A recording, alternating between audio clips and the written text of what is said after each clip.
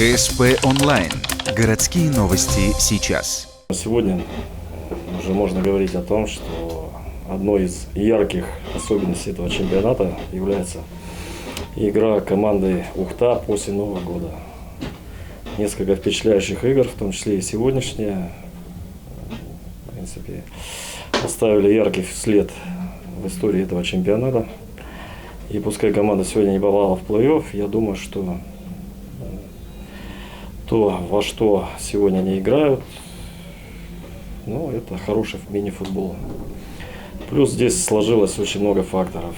Во-первых, ребята, которые, наверное, в первую очередь голодны до футбола, с большим желанием выполняют то, что просит о них новый главный тренер. И вот это вот желание, а самое главное организация, которая сегодня присутствует в команде Ухта, именно в игровом плане, она дает сегодня вот такой результат. А что касается нас,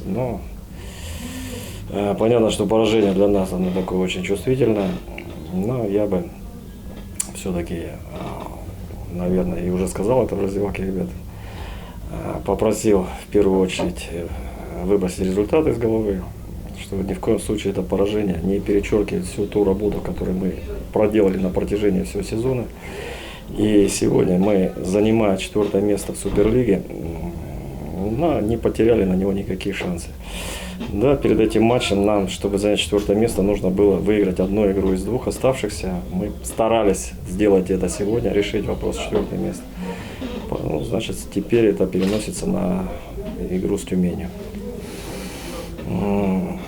Что касается каких-то моментов игровых, то, наверное, здесь можно предъявить претензии к себе какие, что мы не уловили тот момент, когда нам давалась игра, когда мы владели преимуществом в первом тайме. Не забили несколько моментов, где-то, конечно, где-то не доигрывали при контратаках Ухты, но выхлестнулись и потратили очень много сил на это. И вот не уловили этот момент, когда нужно было, наверное, поменять рисунок игры, перестать играть давление, отдать немножко инициативу сопернику и чуть-чуть отсидеться. Мы это не сделали, мы продолжали гнать свою линию и в какой-то момент просто задохнулись. Ухта продолжала наращивать давление, и они готовились наверняка к такой игре, выходить из-под прессинга, бежать, окрываться за спины, расставляться. И мы перестали успевать за ними, были огромные зоны, и, честно говоря, во втором тайме мы вот на этот элементики попались очень так прилично. Это будет нам урок. Еще раз повторяю, во всех предыдущих матчах это был наш козырь. Игра в давление, игра в давление и организация. Сегодня этот козырь не сработал. Нас в нем переиграли, и будет урок, что чуть-чуть надо быть погибче и в какие-то моменты перестраиваться побыстрее и не упускать эти моменты. Сегодня мы этот момент, когда нужно было перестроиться, упустили. И это основная ошибка сегодняшней игры. Очень тяжелый матч. Хочу сказать, что соперник сыграл очень организованно, агрессивно, не давал нам создавать много моментов, а те моменты, которые мы создавали, мы не смогли просто реализовать и позволяли много контратак на наши ворота делать. Из-за этого, видимо, и проиграли. Но что делать? Нужно играть свой футбол, гнуть свою линию. Сегодня это у нас не получилось сделать. И нужно просто реализовывать свои моменты, играть тоже организованно, дисциплинированно. Тогда придет успех. Наверное, сначала хотел бы поздравить нашу команду. Хотелось бы сказать огромное спасибо за поддержку болельщикам. Конечно же, были трудные моменты. Они поддержали команду. Это такая весомая поддержка, потому что игрокам сегодня пришлось играть на пределе.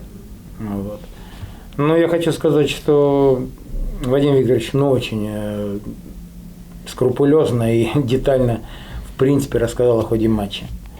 Действительно мы готовились, действительно мы понимали реально, какая сила соперника. Шансы были минимальные. Да, у нас должно сложиться, они могут не забить, надежда на это, но концентрация должна быть запредельная. Вот здесь мы, вот единственный компонент, которым мы сегодня как бы обыграли соперника. Как бы второй компонент, наверное, все-таки не справился соперник с нашим прессингом, причем с высоким, где могли бы нас спокойно разыграть. И команда показывает, что они к этому элементу готовы. Я смотрел другие игры, поэтому это риск был огромный. Играть в высокий прессинг, но посмотрели, стало получаться. Трудно выходить. Не знаю почему. Там Вадиму Викторовичу это будет виднее. Я думаю, они разберут эту игру. Но мне кажется, что вот в голове не смогли они вот выдержать вот тот накал, который, ну, похоже на плей-офф была игра. По крайней мере, с нашей стороны-то это точно. Вот, к сожалению, я знаю эту ситуацию.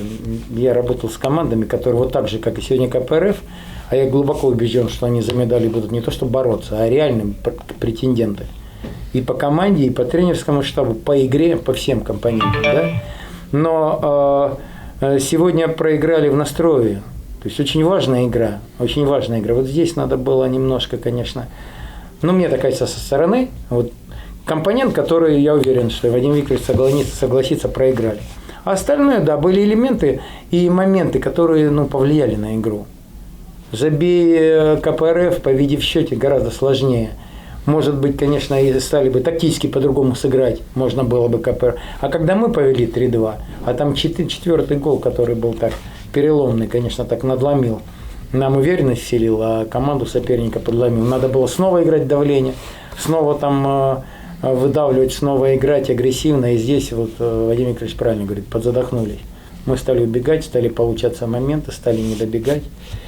Ну, я еще раз повторюсь, мне очень симпатична игра команды, и не потому, что там играют там мои друзья и воспитанники, потому что у них футбол очень хороший, хорошего качества, и я им желаю успехов в плей-офф. Когда пришел Юрий Николаевич, мы, во-первых, очень поверили в себя немножко, приобрели уверенность, поэтому начали набирать.